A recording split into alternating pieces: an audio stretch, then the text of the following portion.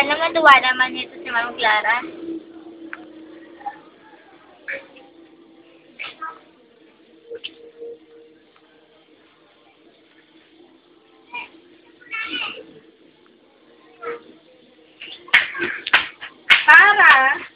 Tapos na ba yung pinapaplansya ko sa'yo? Hindi pa po. Ano ba yan? Matatagal-tagal. Kanina pa yan Tara, pakikuha nga yung cellphone ko sa baba. Ma'am, okay po.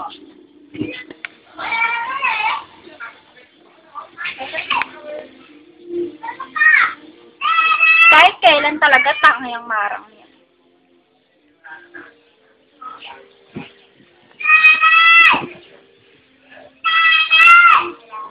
Lahat yung kamay ko, makikita.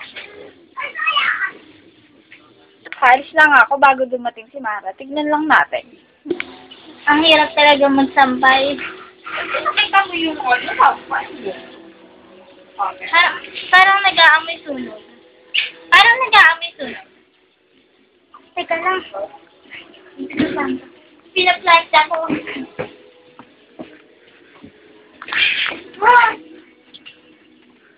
Oh, ano nga ang sunog? Mara? Ano na naman kata? Bakit ang makas na naman, no? Bakit mo sinunog yung damit ko? Hindi ko po alam na, nasunog po. Push na, push.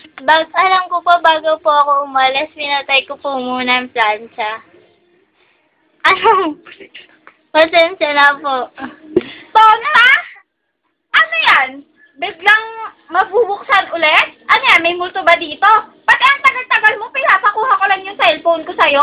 The web is full of idiots. Nakakaadwa ka, Mara ka? Go. Ano pong gagawin nyo?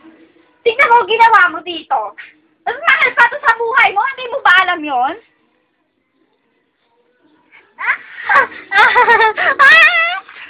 Ayoko na. Ano bang ginawa sa akin ni Clara? Ang sakit.